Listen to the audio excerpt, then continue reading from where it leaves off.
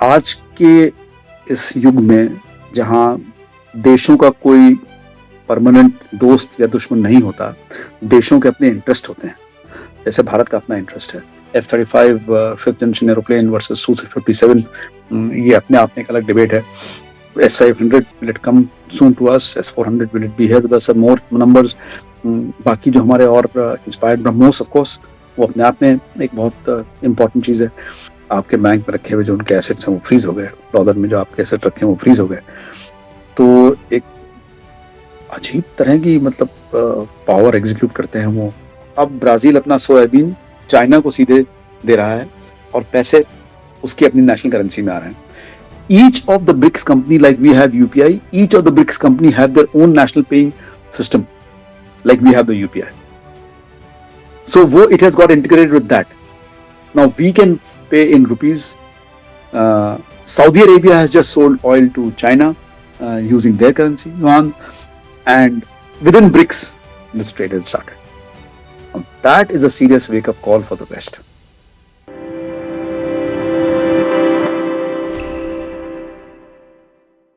नमस्कार, fair observer Hindi में आपका स्वागत है। मेरे साथ हैं एयर कोमोडोर आशुतोष लाल।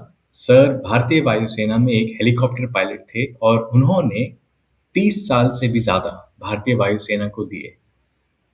अपनी सर्विस के दौरान सर ने करीब 3 साल यूक्रेन में बिताए, जहां वो भारतीय वायुसेना की तरफ से भेजे गए एयर अटैचे थे। क्योंकि आशुतोष सर यूक्रेन में 3 साल के लिए थे, इसलिए आज हम उनसे बात करेंगे रशिया यूक्रेन वॉर के बारे में। जैसा कि आप सब जानते हैं कि हाल ही में रूस के राष्ट्रपति व्लादिमीर पुतिन भारत आए थे और वहीं से हम आशुतोष सर शुरुआत करना चाहते हैं।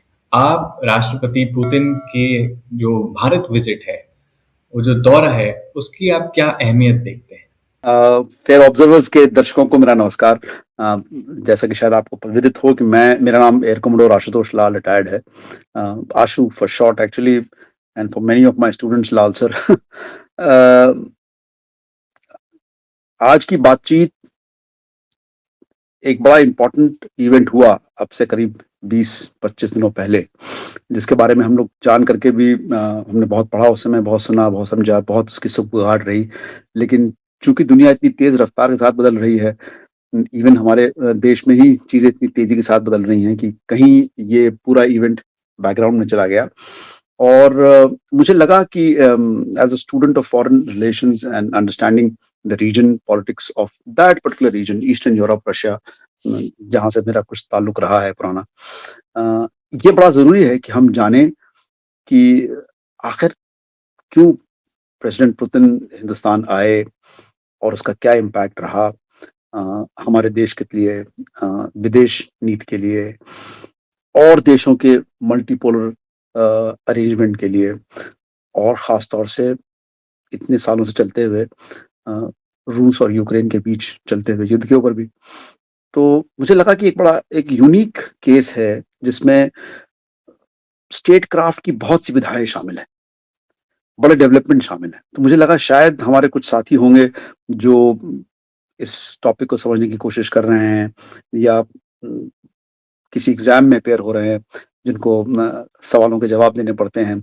एनालिटिकल अप्रोच के साथ इस पूरी सिचुएशंस को एक यूनिक तरीके से इसको अप्रोच करना पड़ता है। तो मेरे ख़्याल से मुझे लगा कि शायद अगर मैं आपके साथ कुछ अपने इनपुट शेयर करूँ, जो मैं अमूमन पढ़ता रहता हूँ as a student of foreign policy, as as a student of world affair, मेरी अपनी छोटी समझ के साथ मैंने सोचा आपके साथ मैं साझा करूँ, और इसी के लिए मैं आपके दर्शकों के सामने आज उपस्थित हुआ हूँ। मेरा बैकग्राउंड ये है कि मैं तकरीबन 32-33 साल भारतीय वायुसेना में था और हेलीकॉप्टर पायलट हूँ। अभी भी हेलीकॉप्टर पायलट हूँ, सिविल में फ्लाई करता हूँ, लेकिन कुछ ऐसा शौक लगा कि व्हाइल इन सर्विस की पढ़ाई करते-करते मुझे उस रीजन से बहुत प्यार हुआ। मैं तकरीबन 3 साढ़े 3 साल वहाँ रहा, और मैंने चीज़ों को बहुत करीब से देखा। और इसके अलावा भी ईश्वर की कृपा रही, भारतीय वायुसेना ने मुझे कई जगहों पे भेजा, जिनकी वजह से मुझे चीज़ों को देखने की, समझने की सलाहियत मिली, और मैंने सोचा कि ये सब चीज़ें आपके साथ साझा करूँ। Thank you. भारत और रूस के रिश्तों के लिए पुतिन का ये दौरा कितना महत्वपूर्ण है? बहुत अच्छा सवाल पूछा आपने रोहन मुझसे। मैं ये ज़रूरी है कि इस विज़िट के बैकग्राउंड के परिप्रेक्ष्य को समझना आई थिंक बहुत इम्पोर्टेंट है। सो देखिए, अ, फरवरी 2022 2022 फरवरी, when the Russian Ukrainian war started, और आज हम 25 में हैं। एक बात, इतने सालों से पुतिन की लास्ट विजिट इससे पहले की थी। वॉर में इन्वॉल्व होने के 4 साल के वॉर में इन्वॉल्व होने के बाद रशिया की प्रेसिडेंट की ये पहली विजिट थी इंडिया को। बात नंबर 1। बात नंबर 2, हमारे प्रधानमंत्री ज़रूर गए हैं, ब्रिक्स में उनकी बहुत सी मीटिंग हुई हैं पुतिन के साथ, और आपने देखा है तमाम की पिक्चर्स हैं। लेकिन हमारे प्रधानमंत्री यूक्रेन भी गए थे, ट्रेन में बैठकर, अगर आपको याद हो, पोलैंड से कीव तक। सो एक बहुत इम्पोर्टेंट मसला है बैलेंस का। आज के इस युग में, जहाँ देशों का कोई परमानेंट दोस्त या दुश्मन नहीं होता, देशों के अपने इंटरेस्ट होते हैं। जैसे भारत का अपना इंटरेस्ट है। उस इंटरेस्ट के चलते, भारत की फॉरेन पॉलिसी के चलते, जैसे भी हमारी सरकार ने, हमारे देश ने अपने आप को इवनली बैलेंस किया बिटवीन रशिया एंड यूक्रेन, और as we speak about it later, we understand why was it important for us to balance. तो जानने की बात जरूरी है कि भारतीय प्रधानमंत्री यूक्रेन भी गए थे, और उनकी मुलाकात प्रेसिडेंट पुतिन से भी बहुत हो रही थी। कई फोरम्स में, कई फोरम में उनकी मुलाकात वहां उनसे हुई। और इस परिप्रेक्ष्य में श्री पुतिन भारत पधारे, और उनका आपने देखा कैसा स्वागत हुआ। प्रधानमंत्री ने उनसे प्रोटोकॉल तोड़ करके उनको रिसीव किया, और बहुत अहमियत के साथ उनको, गर्मजोशी से उनके साथ उनका स्वागत हुआ। इसके साथ में आपके लिए ये जानना जरूरी है कि ये ओकेजन ऐसा होता है कि भारत और रूस के बीच में एक संधि है, जिस संधि के चलते हर साल एक समिट होती है इंटर गवर्नमेंटल लेवल के ऊपर। उस समिट का 23वां जो सत्र था, वो इस बार हिंदुस्तान में कंडक्ट हुआ। और इस समिट से ठीक पहले 22वां सत्र हुआ इंटर गवर्नमेंटल कमीशन का, जो मिलिट्री और मिलिट्री टेक्नोलॉजी डेवलपमेंट कॉरपोरेशन के मसौदों के ऊपर आपस में डिस्कस करता है, जो सामान्यतः रक्षा मंत्री दोनों देश के लीड करते हैं। इस बार भी उनके रक्षा मंत्री यहाँ पे थे पुतिन साहब के आने से एक दिन पहले, और उसकी बड़ी डिटेल प्रेस रिलीज है, जो हमारे साथी हैं, जो इंटरेस्टेड हैं, पीआईबी की प्रेस रिलीज है, आप उसको एक्सेस कर सकते हैं, नेट के ऊपर अवेलेबल है। और बहुत ही संगर्भित, मैं कहूंगा कि वो प्रेस रिलीज है। एक एक वाक्य उसका बहुत चुन करके, डिप्लोमेसी में ये बड़ा मसला है कि साहब, लैंग्वेज बहुत एप्रोप्रिएट और बहुत ही सटीक होनी चाहिए, क्योंकि वही लैंग्वेज कन्वे करती है। आप और कोई इन्फॉर्मेशन दे सकते नहीं है, बट उस लैंग्वेज से आपको ये सेंस मिलता है कि किस तरफ रिश्ते जा रहे हैं, किस तरफ बात हो रही है, और कैसे आगे बात बढ़ रही है। तो वो बहुत सारंगर्भित प्रेस रिलीज है, और वो मेरे ख्याल से आप सबको पढ़नी चाहिए, देखना चाहिए। मैं उसका रेफर जिक्र करता रहूंगा बात में, अपनी बातों में। तो इस परिप्रेक्ष्य में जब जब आए श्री पुतिन, तो तकरीबन 4 साल का युद्ध हो चुका है। दोनों देशों को, या दोनों देशों को कहिए, एक तरफ रूस और दूसरी तरफ नेटो, यूक्रेन, और उसके पीछे साथ खड़े हुए सब साथी, यूनाइटेड स्टेट ऑफ अमेरिका वगैरह, सब मिले हुए। इन दोनों में बड़ा जबरदस्त, जो एक बार लगा कि बड़ा हल्का सा कुछ ऐसी कॉन्फ्लिक्ट है और फौरन खत्म हो जाएगा वगैरह वगैरह, इतने सालों से चल रहा है, उसकी इतनी कॉस्ट हो चुकी है, और उस कॉस्ट में एक नया डायमेंशन आ चुका है ऑलरेडी, जिसके बारे में हम लोग बाद में बात करेंगे। इसीलिए ये भी जानना बहुत जरूरी था कि इस पूरे एपिसोड को हम किस तरह से देखें, प्रेसिडेंट पुतिन की विजिट को हम किस तरह से देखें, कि कैसे उनके आने से इन सब मामलों में सामने चीजें आएंगी। तो ये इस पूरी विजिट का परिप्रेक्ष्य है, और इसलिए आप जब इसको समझें, तो मैं बहुत चुने हुए शब्दों में कहूंगा कि कृपया इस विजिट को आप देखें। डेट 4, 5, 6 दिसंबर जो भी है, आई थिंक डिफेंस मिनिस्टर की मीटिंग शायद 4 दिसंबर की थी। ये एक स्टेपिंग स्टोन है, और मैं कनेक्ट करूंगा कुछ डेट्स के साथ में, कि कैसे रशिया ने एक नए तरीके के वॉरफेयर को रिस्पॉन्सिव तरीके से अंजाम दिया, जो कुछ ईयू ने उनके खिलाफ शुरू किया और उसको कैसे किस तरह से लेकर के वो आए हैं और बिना अस्त्र-शस्त्र फायर किए हुए ज़मीन के ऊपर हवा में या समुद्र में, ये जो इकोनॉमिक वॉरफेयर एक उन्होंने ऐसा उसका जो चंद्र चल रहा है, ये पूरी विज़िट शायद उसमें कहीं फिट बैठती है। जैसे कि अब हमारे सामने उम, मैं कोशिश करूँगा कि मैं आपको आगे बता दूँ। ये इसका परिप्रेक्ष्य है मेरे ख़्याल से। सर, आपने डिप्लोमेसी की पूरी बातें कर ली, जियोपॉलिटिक्स की बातें कर ली। अब मेन मुद्दे पे आते हैं, जो भारत-रूस के जो संबंध हैं, उसको जो जोड़ के जो रखती है, वो असल में देखा जाए तो फ़ौज है, मिलिट्री है। क्योंकि भारत की जो वायुसेना है, जो थल सेना है, नौसेना है, उसमें काफ़ी ज़्यादा हथियार, 70% से ज़्यादा हथियार रूस से आते हैं। अब इसमें जैसे हम अपनी वायुसेना ही देख लें, तो जो हमारे जो बैकबोन जिसको बोलते हैं, वो सुखोई 30 एमकेआई है। ये फाइटर एयरक्राफ्ट हो गए। फिर हेलीकॉप्टर में मी-17 आ गए, वो भी रूस से आते हैं। हमारे अगर आप टैंक्स देख लें, तो अधिकतर तो रूस के ही हैं, T-72 है और T-90 है। तो भारत देखा जाए तो रूस पे काफ़ी निर्भर है। अब जब ये राष्ट्रपति पुतिन आए थे तो और वो यहाँ नई दिल्ली आए, उन्होंने काफ़ी मीटिंग्स की और इस बार कोई नतीजा नहीं निकला, कोई डिफेंस डील नहीं आई। तो आप भारत-रूस के जो डिफेंस संबंध और रिश्ते हैं, उनका भविष्य कैसे देखते हैं? हाँ, आपने अच्छा मुझे अ, ध्यान दिलाया कि यस ये तो मैंने थोड़ी-सी डिप्लोमैटिक लेवल पे बात की या फॉरेन रिलेशन के लेवल पे बात की, आपको बताया तरीके से। लेकिन मजबूरी इस बात की क्या थी कि जो अ, मजबूरी तो नहीं कहूँगा कि जो जो हमारा प्रोसेस है मेरे ख्याल से प्रोसेस है about the military and military technology जो आपने मेंशन किया, उसके बारे में। तो मेरे ख्याल से आप इसको अगर ऐसे देखें कि तकरीबन 2000 2000 10, 11, 12, 13 तक 2010 तक आप मान के चलें कि भारतीय सेना में व्हिच इंक्लूड्स वायुसेना एंड नौसेना, भारतीय सशस्त्र सेनाओं में अ, रूस से आए हुए इक्विपमेंट की भागीदारी काफ़ी ज़्यादा थी।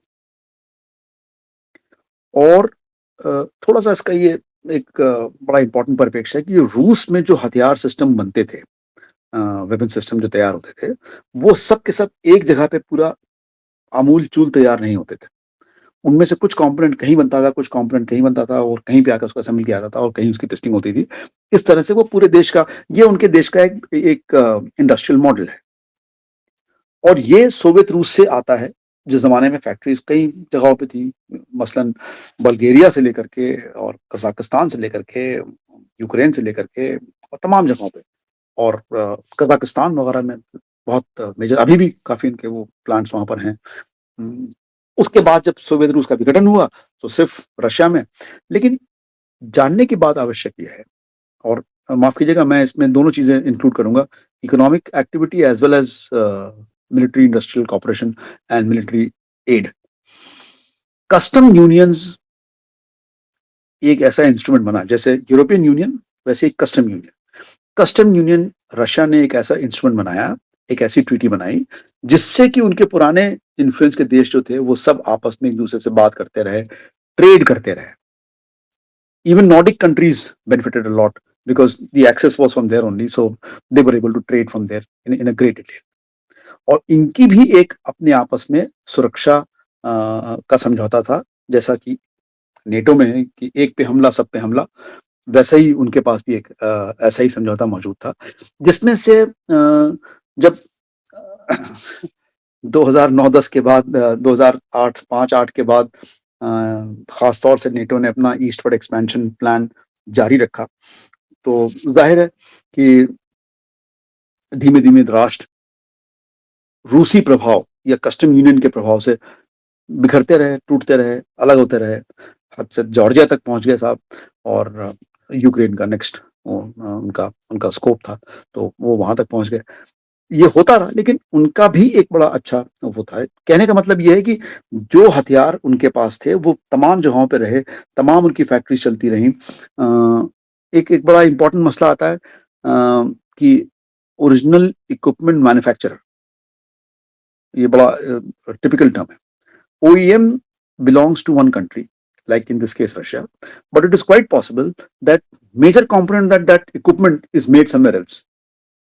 जैसे कि Mi-17 helicopters, Mi-17 V5 helicopters were last bought a few years back. They are the backbone of our country as of now. Their engines were being produced earlier in Ukraine. Once this conflict took place, now the engines are being produced in Russia as well. So they have also readjusted and realigned. कहने की बात यह है कि जिस तरह से interdependency के क्लोक में एक वो पूरा सिस्टम चल रहा था, अगर आपको एक चीज चाहिए थी तो उसको सुचारू रूप से आपके पास पहुंचने के लिए उनके आपस के रिश्ते भी बड़े इंपॉर्टेंट थे। धीमे धीमे उनमें जो खटास पड़ी या जो गड़बड़ हुआ, उसकी वजह से रशिया ने फिर रियलाइज किया कि नहीं साहब, हमको खुद ही बनाना है। उन्होंने खुद प्रोड्यूस किया, उन्होंने खुद बनाया, और इन सब के थ्रू उनकी जो इनोवेटिव स्ट्रीक थी वो बढ़ती रही आगे, उनके जो डेवलपमेंट बढ़ता रहा आगे। ध्यान रहे, इसी के बीच कहीं पर भारतीय सशस्त्र सेनाओं ने अपने आप को डाइवर्सिफाई करना शुरू किया। उनके पास ज्यादा से ज्यादा वेस्टर्न इक्विपमेंट आने शुरू हुए, तो ये एक तरह का एक हेल्दी कंपटीशन स्टार्ट हुआ। आपने देखा कि भारतीय वायुसेना में विमान आए तरह तरह के, और नेवी ने भी तरह तरह के डिजाइन अपने खड़े किए जो इन्फ्लुएंस नहीं थे, खासतौर से सबमरीन्स की तरफ में। आपको पता है काफी कितना काम हुआ। बाकी के और पोर्ट्स में जो हमारे हैं कितने, उनमें कितना काम चल रहा है इन सब मामलों में, कि LNT वगैरह मिल करके सब तमाम लोगों ने उसमें काम अपना करना शुरू किया। लब्बे लुआब ये रहा कि रशिया भी कॉम्पीट कर रहा था to keep its share of the purchases by India, while the west was also pushing to do that. So इस बीच में ये चलता रहा, और जब ये अभी माहौल थोड़ा खराब हुआ और हमारे ऊपर एक ऐसा कॉन्फ्लिक्ट आया ऑपरेशन सिंदूर के तौर पे, तो सडनली रियलाइज हुआ कि नहीं साहब, ये बहुत चीजें इंपॉर्टेंट हैं कि we need to keep these channels going, and we need not keep our dependency on one or the other pole. We have to be till such time we become totally आत्मनिर्भर, we will have to keep our resources in such a manner कि हम दोनों तरफ से अपनी सामान ले सकें। दोनों तरफ से क्यों, तीनों तरफ से, साउथ कोरिया से भी, जहां से भी आ सकता है तो हम ले सकें, और उसको लेकर के अपने आप को स्ट्रॉन्ग और मजबूत रखें, ताकि हम अपने आप को डिफेंड कर सकें, अपने इंटरेस्ट को डिफेंड कर सकें।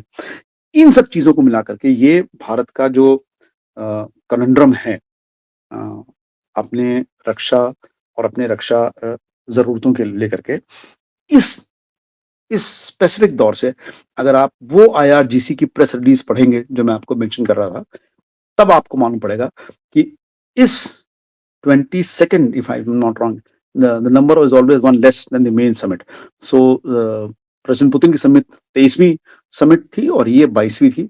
इसकी प्रेस रिलीज को आप देखें, एक एक शब्द को खास तौर से देखें, और एक एक फ्रेज को आप उसको देखें, तो आपको मालूम पड़ेगा कि they have agreed that they will help India in holding our hands to make us more आत्मनिर्भर।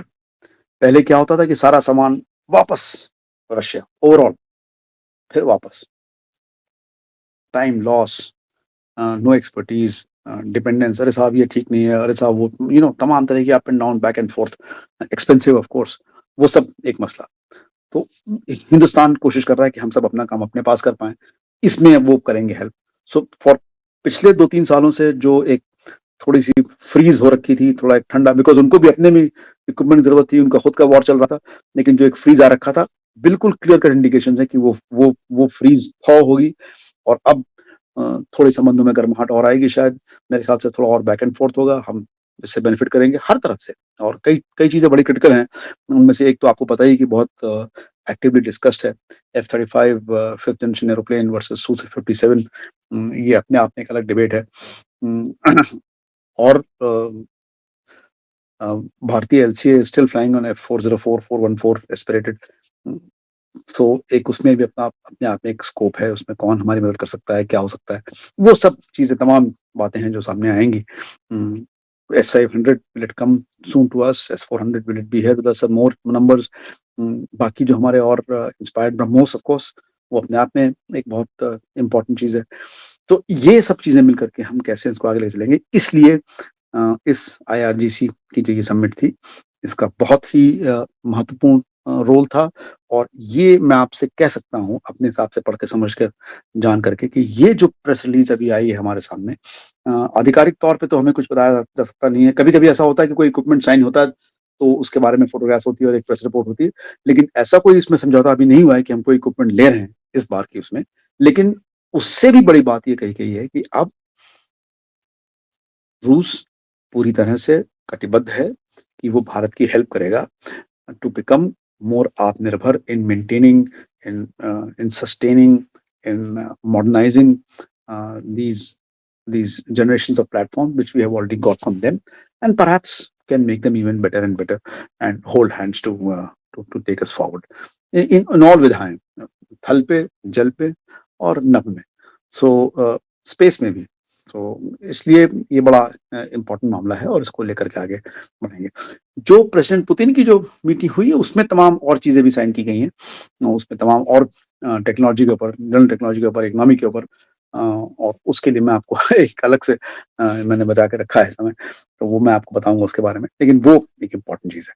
सो इस विजिट से न केवल ये प्रशस्त हुआ कि भारत ने अपने आप को थोड़ा-सा रिपोज़िशन किया in this balance, the pivot of Russia towards Asia, उसमें भारत ने अपनी अपनी पकड़ को और मजबूत किया, अपनी अपनी पोज़ीशन को और स्ट्रॉन्ग किया विज़-अ-वी रूस, एंड अपने आप को ये इस तरह से पोज़ीशन किया कि साहब आप, हम और आप पुराने साथी दोस्त हैं, और हम 1 और 1 मिलके 11 हो सकते हैं।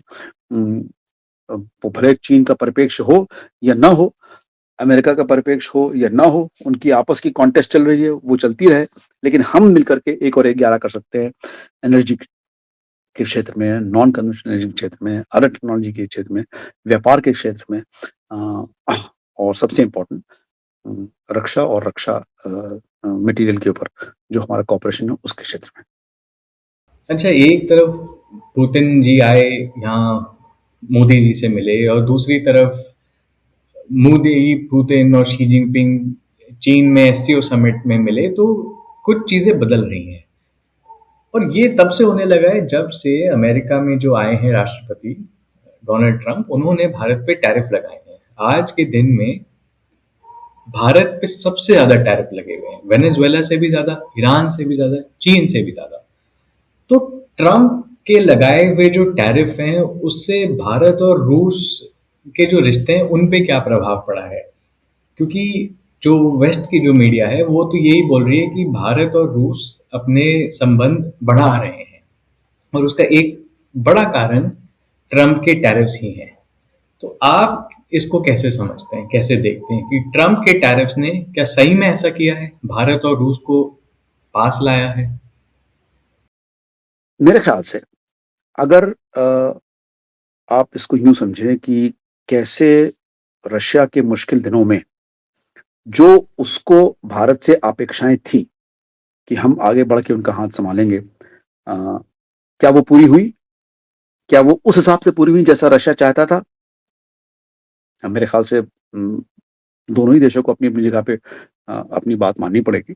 भारत ने अपनी तरफ से निर्णय लिया कि वो एक ख़ास तरीके से रूस का समर्थन करेगा, न्यूट्रल रहते हुए। जितने भी हमारे स्टेट्समैन ने अपने-अपने संप्रेषण दिए, उसमें यही समझ में आया कि भारत ने कहा कि नहीं साहब, हम तो वॉर के खिलाफ हैं, हिंसा के खिलाफ हैं। बातें, चीज़ें समझाई जाती हैं, सुलझाई जा सकती हैं बातचीत के थ्रू।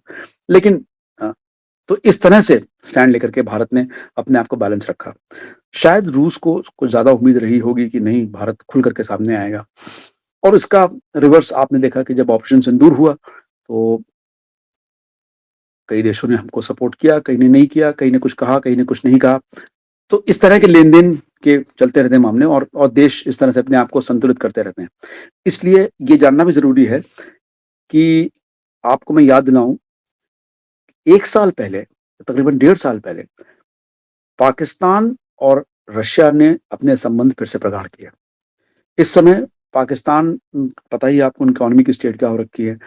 उनका एक हाइड्रो इलेक्ट्रिक पावर प्लांट है जो डिफंक्ट पड़ा हुआ था। उसके लिए रशिया ने उनको हेल्प की, हेल्प कर रहे हैं फिलहाल, और एक वो उनके साथ संबंध समझौता कर चुके हैं ऑलरेडी, डेढ़ साल पहले, उसमें बड़ी इम्पोर्टेंट विज़िट हुई थी, कई लोग वहाँ से गए थे और वो एक तरह का यूँ समझिए कि शतरंज के लैंग्वेज में कहूँ कि मोहरे आगे-पीछे होते रहते हैं, अर्धब में आते रहते हैं, ताकि परोक्ष और अपरोक्ष रूप से रिश्तों में अपनी जगह एक ड्राइविंग फ़ोर्स दिया जाए कि साहब देखिए आप सुन लीजिए हमारी बात वरना तो ये मेरे ख़्याल से जैसा हम लोग आपस में आम-फ़हम की बातचीत में करते हैं स्टेट्स में भी ऐसा ही होता है और उनकी पॉलिसीज़ में भी ऐसे ही होता है। तो एक वो डेवलपमेंट बड़ा इम्पोर्टेंट हुआ था जिसके पास शायद भारत ने उसका नोटिस बहुत इम्पोर्टेंट तरीके से लिया और मे बी मैसेजेस को ठीक से डिकोड किया, समझे बात को और अपनी बात को लेकर के आगे बढ़े।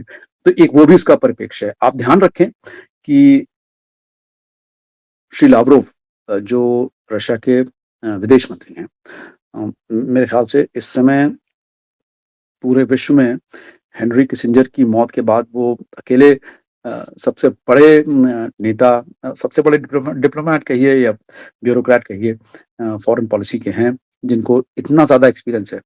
उनका करियर श्रीलंका से शुरू हुआ था। ही स्पीक्स सिंहली, वो बोल सकते हैं सिंहली। तो उनका करियर श्रीलंका से शुरू हुआ था। तो आप ये ध्यान रखें कि रशिया की पहुँच और रीच साउथ एशिया में भी काफ़ी है। जो सामान हमारे पास फ़ौज में हमको मुहैया है, तकरीबन-तकरीबन वही सामान और देशों को भी मुहैया है। रशिया के संबंध और देशों से भी बहुत इम्पोर्टेंट हैं और वो इन सब चीज़ों में काम करते रहते हैं। इसलिए एक और बैलेंस का इसमें मसला था जो ये देखना था यहाँ से।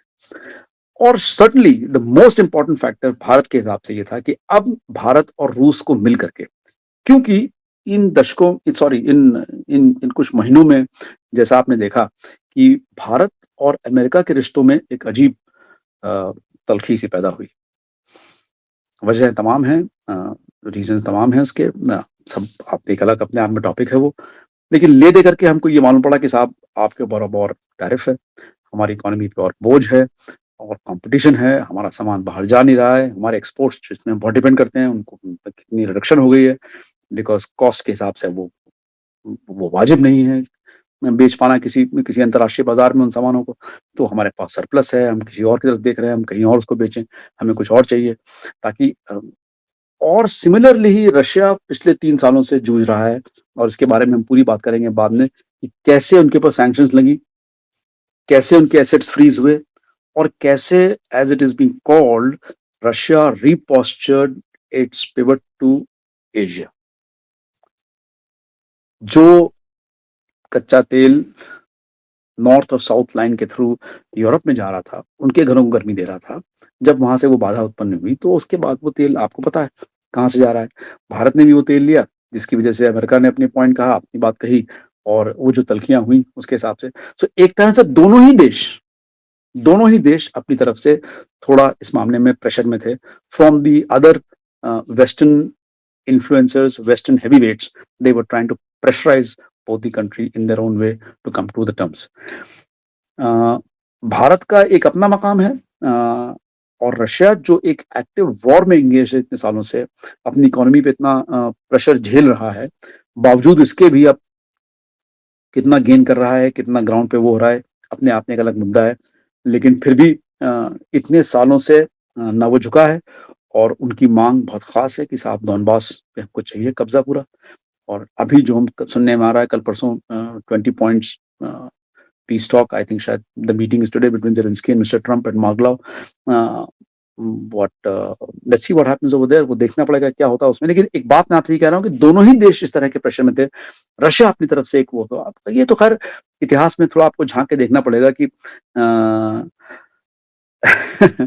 जब जर्मनी ने डिसाइड किया सेकेंड वर्ल्ड वॉर में टू इन्वेड ईस्टवर्ड तो उसी यूक्रेन की धरती से होकर के वो रशिया की तरफ आगे बढ़े और मैं आपको बताऊं कि यूक्रेन की राजधानी कीव में जो सबसे बड़ा और सबसे इम्पोजिंग मॉन्यूमेंट है वो एक स्टील की प्रतिमा है बहुत ऊंची सी एक महिला एक यूक्रेनियन महिला या उस समय आप ग्रेटर रूस जो भी कहने हो वो महिला जिसके एक हाथ में तलवार है और एक हाथ में एक ढाल है और बिकॉज कहा यह जाता है कि पुरुष कहीं और लड़ रहे थे महिलाओं ने उठाए शस्त्र और रक्षा की और आपको पता है कि किस तरह से अ, जब जर्मनी ने इन्वेड किया उस ब्लैक सॉइल के through all the way to Russia, तब फिर प्रकृति के जाड़े की मार ने और मैं अगर कहूँगा ग्रेटर रशियन स्पिरिट ने उनको ऐसा परास्त किया कि फिर देखिए याल्टा के तट के ऊपर उनको साइन करना पड़ा अपना डॉक्यूमेंट। सेकंड वर्ल्ड वॉर का खात्मा उसी से हुआ। तो कहने का मतलब ये कि वो जो दो देश आपस में लड़ रहे हैं, दोनों बहुत जुझारू है और उनमें कोई कमी नहीं है, वो एक दूसरे को जानते हैं। दो भाइयों की कलह सी है, जैसा आप कह सकते हैं हिंदुस्तान पाकिस्तान के बीच में एक ही तकरीबन एक तरह की भाषा, सिरिलिक भाषा दोनों ही है, रशियन यूक्रेनियन बोलने वाले, एक ज़माने में एक ही चर्च को मानने वाले, और कुछ एरियाज़ में बहुत ख़ास तौर से मिक्स तरीके से रहने वाले, जिसमें कोई बाधा नहीं थी। आना-जाना जहाँ-जहाँ वहाँ से एक वो लड़ाई हो रही थी, जैसे हमारे यहाँ लड़ाई हो रही है और ये कॉन्फ्लिक्ट चला जा रहा है लगातार। तो वो उससे जूझ रहे थे, हम अपनी तरफ से जूझ रहे थे और इस परिप्रेक्ष्य में आकर के मुलाकात हुई। इसलिए मैं चाहता हूँ कि आप अपनी समझ में इस बात को ज़रूर इंक्लूड करें कि प्रेज़िडेंट पुतिन के आने का परिप्रेक्ष्य इस बैकड्रॉप में देखना चाहिए। दोनों देश किस तरह से अपनी व्यथाओं से जूझ रहे थे और कैसे आगे बढ़ने की कोशिश कर रहे थे under the pressure from the western mechanics of the western powers. तो सर, रिकॉर्डिंग स्टार्ट होने से पहले हम बात कर रहे थे कि आप हमारे दर्शकों को कुछ बताना चाहते हैं कि भारत और रूस एक नई फाइनेंशियल सिस्टम की तरफ बढ़ रहे हैं, और आपने उसमें बताया था कि वो कैसे अमेरिका को पसंद नहीं आ रही, क्योंकि उसमें जो डॉलर है, जो पेट्रो डॉलर है, उस पर बहुत चैलेंज आ रहा है। तो आप हमारे दर्शकों को क्या है वो चीज़ जो आप बताना चाह रहे हैं, जो आपने अभी तक बताई नहीं है?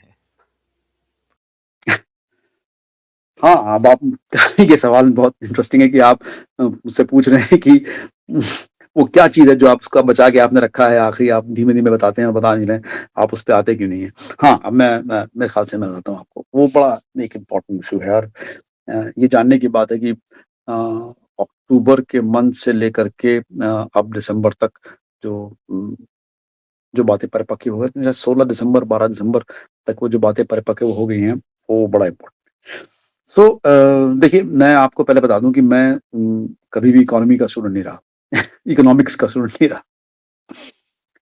अ, फ़ौज में रहते समय हमें कोर्सेज़ करने पड़ते हैं, ईश्वर की कृपा है वो सब हमको सिखाते रहते हैं। तो उसमें मैंने जब एक कोर्स में मैंने मुझे थीसिस लिखनी पड़ी, मैं रिसर्च कर रहा था, मैं देख रहा था तो मैं वाक़ई सोच रहा था यार कि हम सब तो पढ़े रहे फिज़िक्स, केमिस्ट्री, मैथमेटिक्स, एयरोडायनामिक्स वगैरह-वगैरह में, लेकिन ये इकोनॉमिक्स ही तो चीज़ है, जो सब कुछ चला रही है। तो इसको क्यों नहीं पढ़ा हम लोगों ने? इसको पढ़ना चाहिए था। अ, खैर अ, वो कहते हैं बूढ़ा तोता भी कोशिश करे तो थोड़ा बहुत पढ़ सकता है। मैंने कोशिश की यहाँ से जानने की, समझने की। आप में से कुछ लोग ज़्यादा समझदार होंगे, लेकिन मैं जिस चीज़ को हाइलाइट करने की कोशिश कर रहा हूँ, वो बड़ा मेरे ख्याल से जैसा कि कई विद्वानों ने कहा है, जेफरी सैक्स हमेशा कहते रहते हैं, जॉन मेशमर अपने बारे में कई बार रिपोर्ट करते रहते हैं और तमाम अदर फोरम में आप सुनते होंगे कि वैश्विक बाजार और वैश्विक इकॉनमी, इन दोनों में बड़ा उथल-पुथल चल रहा है। विदित है कि ट्रम्प साहब ने टैरिफ वॉर करके एक अलग ही अ, एक तरह से क्वाज़ी सैंक्शंस अ, का मैकेनिज़्म खड़ा कर दिया है कि जिसको चाहा साहब भारत को बोला 50% टैक्स, 20% टैक्स वगैरह-वगैरह। तो आपका सामान जाएगा नहीं, आपका सामान आएगा नहीं। इसका मतलब एक तरह से सैंक्शन ही हुई। एक एक इकोनॉमिक सैंक्शन जैसा कुछ उन्होंने बैरिकेड खड़ा किया। उनको लगा कि बड़ा मास्टर स्ट्रोक है और इससे वो चाइना को, भारत को, ब्राज़ील को, रशिया को और जहाँ-जहाँ भी वो कहते हैं कि साहब हमें मेक अमेरिका ग्रेट अगेन करना है, लोगों को दबा लेंगे। लेकिन जितना भी निकल के सामने आ रहा है कि वो अब 36 का आंकड़ा उनके ऊपर ही शायद उल्टा बैठा जा रहा है। अ, इसके पूरे बेस पे ये बात निहित है कि किस करेंसी में दुनिया ट्रेड करती है। आप सब एक ही स्वर में कहेंगे कि dollar, US dollar, SWIFT, it's an acronym, mouthful, you may like to just Google it and see. Uh, that is a mechanism जिसके माध्यम से अंतर्राष्ट्रीय व्यापार डॉलर में जब होता है तो अश्योर्ड होता है कि हाँ साहब डॉलर में आप पे करें, डॉलर में हम पे करें। अ, हर देश में, और ये भी बात मानने की है कि जब जब डॉलर में ट्रेड होता है तो उससे अमेरिकन इकोनॉमी को तुरंत फायदा होता है, उनके बैंक्स को फायदा होता है, उनकी गवर्नमेंट को फायदा होता है। और इसके बारे में बड़ी सुगबुगाहट बहुत सालों से चल रही थी, किस तरह से ये जो पैंतरा यूनाइटेड स्टेट्स ऑफ अमेरिका का था कि पूरे विश्व को अपनी करेंसी के ऊपर डिपेंडेंट करके बैठे बिठाए, अगर ऐसे कहा जाए, लेटेंट तरीके से एडवांटेज लिया जाए और एक तरह का कंट्रोल एग्जीक्यूट किया जाए कि आप साहब उनके एसेट फ्रीज कर दें, आपके बैंक में रखे हुए जो उनके एसेट्स हैं वो फ्रीज हो गए, डॉलर में जो आपके एसेट रखे हैं वो फ्रीज हो गए। तो एक अजीब तरह की मतलब पावर एग्जीक्यूट करते हैं वो, और उसका वो यूज करते हैं, उसको लेवरेज करते हैं। एक बार नहीं कई बार किया उन्होंने। जब जब मिडल ईस्ट ने कोशिश की कि किसी और मुद्रा में वो तेल का व्यापार करें, तो एक या दूसरे बहाने से फिर से आकर के आप नहीं पेट्रो डॉलर, और नहीं आप ये भी लें और वो भी लें, आप तो सामरिक हमारे वो हैं, इस तरह करके वो उन्होंने उसको ट्रेड को पकड़ के रखा। अब आप ये देखिए कि इतनी हास्यास्पद स्थिति है कि इस रशिया यूक्रेन वॉर के चलते आप ना कहें इसे कोल्ड वॉर, आप इसे कुछ भी नाम दें, लेकिन एक लाइन और खिंच गई वेस्ट और ईस्ट के बीच में। ईस्ट ना कहें तो रशिया ही कह लें खाली। और इस लाइन के दूसरी तरफ आ गए by default Brazil and China, India of course, BRICS. आपको पता ही है कि इतना बड़ा, इतना मेजर न्यू डेवलपमेंट बैंक के साथ इतना मेजर इंस्टीट्यूशन खड़ा हो गया है।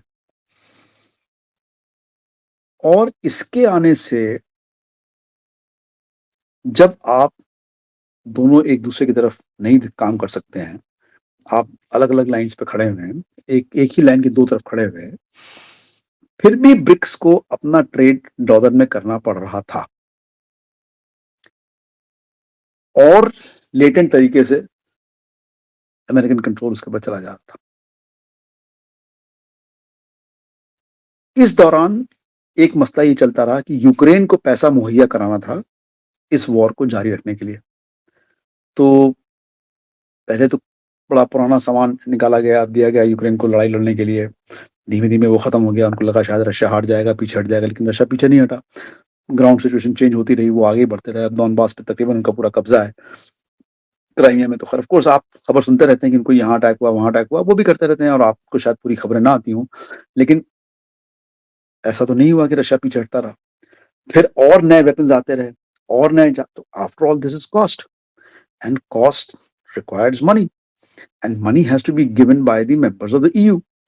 एंड इन द ईयू अगर आप देखें तो बहुत ही कम ऐसे देश हैं जो नेटो में और ईयू में अपना कंट्रीब्यूशन करते हैं।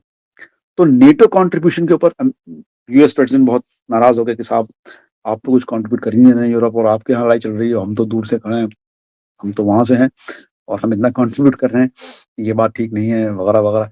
जब ये सब तल्खियां शुरू हुई तो यूरोप को तैयार करना पड़ा। इस सिलसिले में तकरीबन अक्टूबर के आसपास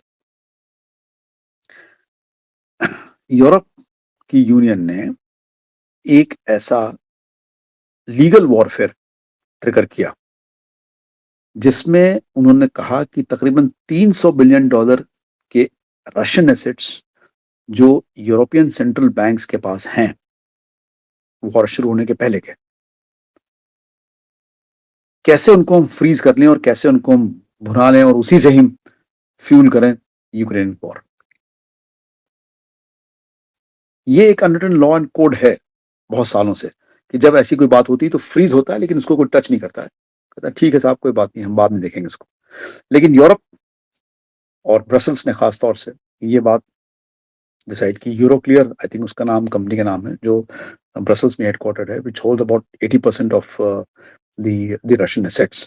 It's a financial institution which is supposed to be very neutral and trustworthy. But उस यूरो क्लियर की जो साख है वो तकरीबन गिर गई, जब वो सामने आ गया कि नहीं साहब इसको तो हम बना लेंगे, इसको यूज़ कर लेंगे वगैरह। खैर जो भी इनके बीच में आपस में बात हुई, somewhere around November it became clear that they arrived at a compromise, because after all European parliament में सब रूल बेस्ड मामला है। वहाँ भी तमाम बहस हुई, डिबेट हुई। हंगरी के प्राइम मिनिस्टर जो आपको पता ही ओपनली रशिया के फेवर में कभी-कभी बात करते हैं, कहते हैं कि नहीं साहब ये वॉर नहीं होनी चाहिए, ये वॉर बहुत ज़्यादा होगी, इसको आप रोकिए। ऐसे तमाम जो और लोग थे उन्होंने कई बात अपनी बात कही, तो रूल्स के अंतर्गत बात करते-करते एक कॉम्प्रोमाइज़ ये आया कि जो मूलधन है 300 बिलियन यूएस डॉलर का, उसको तो हम टच नहीं करते। लेकिन चूंकि ये तकरीबन 5 साल से पड़ा हुआ है, इस पे तकरीबन 3 बिलियन, 1% समझ लीजिए, मतलब कुछ भी नहीं, 3 बिलियन डॉलर का जो इंटरेस्ट इस पे आ रहा है पड़े-पड़े, ये अगर आप 4-5 साल लगाएं तो तकरीबन 15 बिलियन डॉलर की ये जो निधि, कहा साहब इसको हम निकाल करके we will give it to Ukraine and we will fund the war for whatever it takes. ध्यान रहे, आपको याद होगा कि 1-1 बिलियन डॉलर की एड यूएस ने यूक्रेन को प्रोवाइड की है, अगर आप पन्ने खोल के पीछे देखेंगे। At one given time 1.2 1.4 billion dollars उनकी एड विद एक्चुअल सामान। वो बात अलग है कि उसमें सामान काफी पुराना था मेरे हिसाब से। As always they inflate the statement. If something is lying surplus with the US Army and it is being given to Ukraine, it doesn't cost as much as what they had projected it there. But be that it may, countries ऐसा करती हैं। उन्होंने US तो खास तौर से उन्होंने जब वो देते हैं तो वो बहुत इन्फ्लेट करके देते हैं, उन्होंने ऐसे किया। अब ये कहा गया कि साहब 15 बिलियन यूएस डॉलर जो है हम यूक्रेन, इसका मतलब क्या है कि साहब अब यूक्रेन के पास इतना पैसा हो जाएगा, फिर वॉर चलती रहेगी और वॉर चलती रहेगी, 4-5 साल की इंस्टेबिलिटी और वगैरह, you know the dimension proportion would be much more. Right in this time when President Putin was coming to India. So अक्टूबर में ही हुआ, नवंबर में ये बात आई कि साहब अब हम इसका वो कर देंगे, और they executed it in November, in which the interest was being given, which unleashed, they were not ready, the West was not ready, and once again hats off to the Russian side that they had war gamed this in their head earlier that this is likely to happen, and they were ready with their own interest. तुरंत Russia ने क्या किया कि तकरीबन 200 billion dollar के assets जो European company के रूस में थे उनको उन्होंने तुरंत फ्रीज किया, और उन्होंने कहा कि जितना पैसा आप देंगे यूक्रेन को उतना ही पैसा हम आपके एसेट से लेते जाएंगे। तकरीबन 3.5 बिलियन डॉलर के एसेट्स हैं फोक्सवैगन के, जर्मनी, इन रशिया, और ऐसे ही तमाम बैंक हैं, टेक्नोलॉजी कंपनीज हैं, एनर्जी कंपनीज हैं वगैरह वगैरह, जिनके एसेट्स हैं। तुरंत रशिया ने केस फाइल किया अपने ही कोर्ट में अगेंस्ट ईयू कि आप इन्होंने ऐसा किया, इसको हम करके ले। Now this has become a very significant legal warfare, and now west does not know what to do with it actually. By the time president Putin was here, number one, this plan was firmed up. They had already launched their action. West was getting the whiff of it. Now the West have got the taste of it and they are struggling to keep up with it. How will they manage this? Because their own companies are now petitioning EU government कि साहब ये क्या, हमारे assets तो चले गए, आप ये कैसी बात है, आप क्या कर रहे हैं, बंद कीजिए वॉर, ये सब क्या है, ये मतलब this is how the pressures is built up. So Russia के उससे वो हुआ, और जिस समय तक प्रेसिडेंट पुतिन यहाँ पे आए थे, आपको जान के आश्चर्य होगा कि ब्रिक्स ने अपना पेमेंट मेथड फाइनलाइज कर लिया है, ऑपरेशनल कर लिया है, जिसमें they don't touch the dollar. So मजाहिया तौर पे बात होती है कि साहब अब ब्राजील अपना सोयाबीन चाइना को सीधे दे रहा है और पैसे उसकी अपनी नेशनल करेंसी में आ रहे हैं। Each of the BRICS company, like we have UPI, each of the BRICS company have their own national paying system, like we have the UPI. So it has got integrated with that. Now we can pay in rupees. Saudi Arabia has just sold oil to China using their currency, yuan, and within BRICS, this trade has started. Now that is a serious wake-up call for the West. और मेरे ख्याल से कि जो trade के शातिर president Putin है, हर समय कहते रहते हैं साहब हमने ये वॉर रुकवाई, वो वॉर रुकवाई, ट्रेड का धमकी देकर के, टैरिफ की धमकी देकर के, उनको शायद ये बात समझ में आ रही है कि अगर ये वॉर नहीं रुका और ये मसला रिज़ॉल्व नहीं हुआ, तो जो भी साख और जो भी प्रतिष्ठा तो छोड़ दीजिए, जो भी इकोनॉमिक वैल्यू है डॉलर की और जो आपने इतने सालों से, इतने दशकों से जमा करके रखा है, जिसके ऊपर आप लेटेंट बेनिफिट लेते जा रहे थे, वो आपके हाथ से अब जा रही। और इसके चलते ये वैश्विक व्यापार और वैश्विक इकोनॉमी का जो मल्टीपोलर रूप था, उसमें एक बिल्कुल नया पहलू उभर के सामने आ रहा है कि अब आप जो नेशन स्टेट्स हैं, आप जो नेशन स्टेट्स हैं, they can trade among themselves without involving the US dollar, therefore staying clear of it, strengthening their own economy, strengthening their own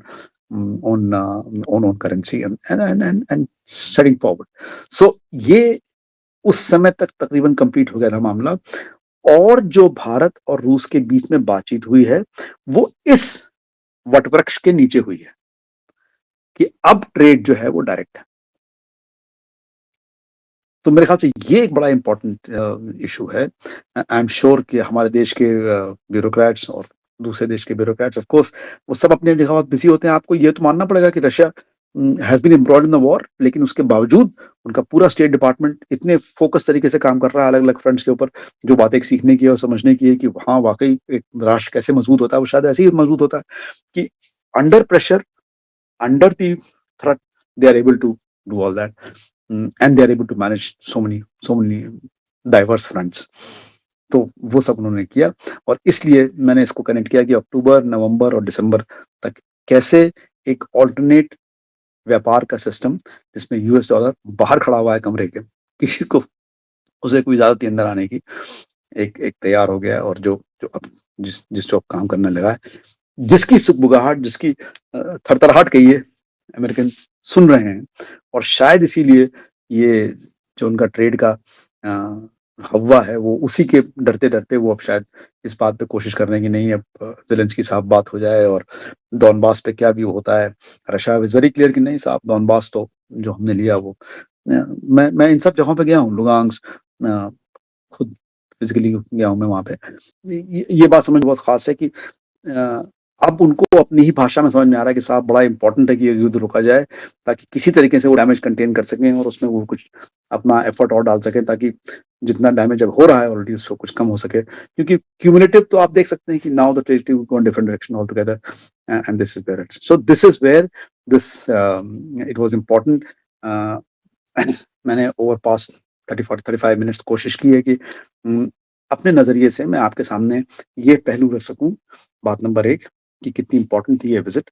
बात नंबर 2 कि इस विजिट से भारत और रूस के जो अब आगे आने वाले साल हैं, उनके बारे में एक नया अध्याय जुड़ने वाला है। उम्मीद करता हूं कि शायद बात आगे बढ़ती रहेगी, ऐसे ही हम बेनिफिट होते रहेंगे, क्योंकि